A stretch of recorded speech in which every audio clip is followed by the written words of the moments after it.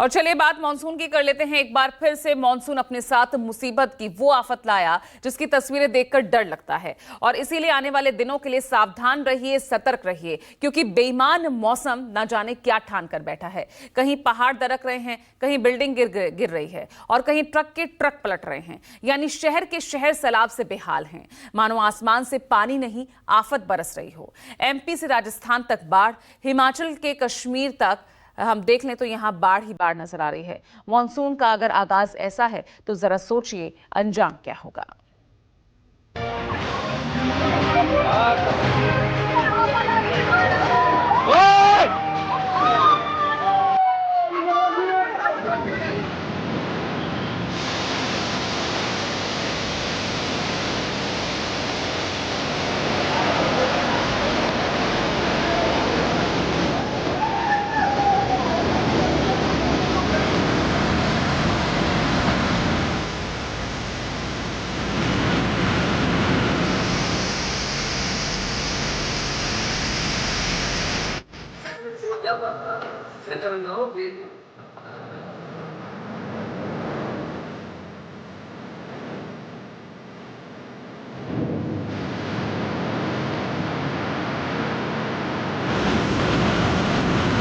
टूटकर बिखर रहे हैं पहाड़, आ गई तबाही बादल था।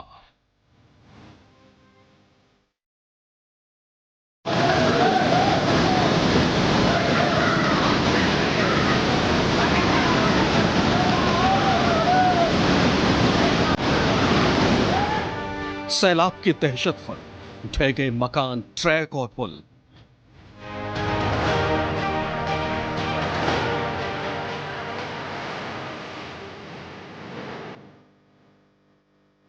आसमान से सैलाब हटाए, अब कहां कहां तबाही मचाई।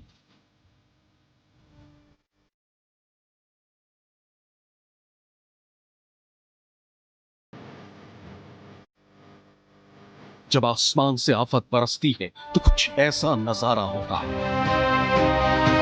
सड़कों पर उफनती नदी की तरह पानी बहने लगता है और डूबने लगती है जिंदगानी। ये सिर्फ सैलाब का कहर नहीं बल्कि जल प्रलय है।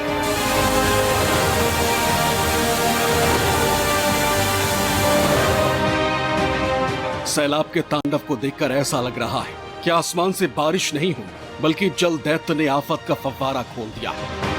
इस वक्त मैं मौजूद हूँ टोंक के पिपलू इलाके में और यहाँ पर 33 केवी का सब स्टेशन बना हुआ है। इस सब स्टेशन की हालत क्या है, मेरे पीछे का नज़ारा आपको बताने के लिए काफ़ी है। घुटनों तक यहाँ पर पानी भरा हुआ है। जैसे जैसे आगे जाएंगे पानी का जल स्तर लगातार बढ़ता ही जाएगा, क्योंकि पिछले 2 दिनों से यहाँ पर लगातार बारिश हो रही थी और बारिश का यह दौर थमने का नाम भी नहीं ले रहा था। ऐसे में जो आसपास की नदियां हैं वह लबालब भर गई और उसी का पानी अब गाँव की तरफ बहने लगा है। इस पूरे पिपलू में जहां तक आपकी नजर जाएगी, यदि दीवार भी देखिए और इस ट्रांसफार्मर जो यहाँ पर लगे हुए थे विद्युत सब स्टेशन के, वह भी पूरी तरह डूबते हुए नजर आ रहे हैं। कुदरत के कोहराम की इन दिनों ऐसी तस्वीरें सामने आ रही जिन्हें देखकर ही दिल दहल जाए। ये तस्वीरें चीख चीख कर गवाही दे रही हैं कि जो विनाश लीला शुरू हुई है वो कुदरत का ऐसा कोहराम मचा रही है जो बवंडर है।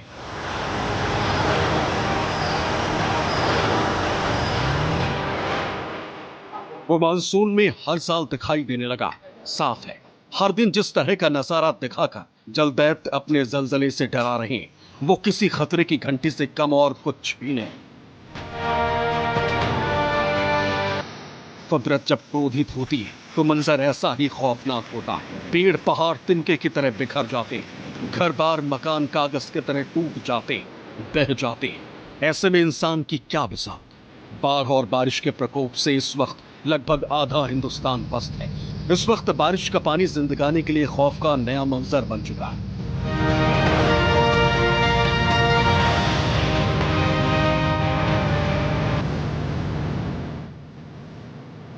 असम में बारिश, बाढ़, तूफान और लैंडस्लाइड में जान गंवाने वालों का आंकड़ा 62 पहुंच गया है। 3 लापता हैं। बाढ़ के कारण 29 जिलों में 22 लाख लोग प्रभावित हैं। जम्मू कश्मीर में भारी बारिश के कारण अमरनाथ यात्रा शनिवार 6 जुलाई तक रोक दी गई। पवित्र गुफा तक जाने वाले पहलगाम और बाल्टाल दोनों रूट पर कल रात से रुक रुक कर बारिश हो रही। इसके अलावा राजस्थान के टोंक के देवली में 155 mm, मालपुरा में 155 mm, पीपलू में 142 mm, टोंक तहसील में 137 mm, टोडराय सिंह में 126 mm और नगर फोर्ट में 115 mm बारिश हो चुकी है। करीब 15 दिन पहले तक राजस्थान के कई जिलों में 50 डिग्री सेल्सियस तक के गर्मी पड़ रही थी, लेकिन अब कई जिलों में बाढ़ का असर भी नजर आने लगा है। इतनी झमाझम और तेज बारिश हुई कि कई जिलों के संपर्क भी एक तरह से गांव से कट चुका है। मैं इस वक्त टोंक में मौजूद हूं। टोंक का ये इलाका है, देखिए आप, जो कि आपको टोंक शहर के अंदर तक ले जाएगा और यही एक रास्ता है जो ग्रामीण इलाकों से होकर शहर की तरफ, टोंक की तरफ ले जाता है। और यहाँ पर एक ये रास्ता बना हुआ था, मुख्य मार्ग था, लेकिन यहाँ पर किस तरह से ये रास्ता अब पूरी तरह बंद हो चुका, क्योंकि यहाँ पर जो सड़क थी वो पूरी तरह पानी के तेज बहाव में बह चुकी है और अब गांव का संपर्क उस तरफ जाने की अगर कोई कोशिश करे या वहाँ से इस तरफ आने की यदि कोशिश करे जयपुर की तरफ, तो वह नहीं आ पाएगा। यहाँ स्थानीय लोग हैं, मैं उनसे बातचीत करता हूँ। ये कहाँ गई सड़क यहाँ पर आपकी? सर ये टोंक जिला मुख्यालय की सड़क है सर, ये यहाँ से टोंक जाते हैं सीधा, और जो दूर दूर फागी से आते हैं लोग, उसको उनको सीधा रास्ता यही है और यहाँ पे आप जा नहीं पाओगे, इसके अलावा कोई रास्ता भी नहीं है सर।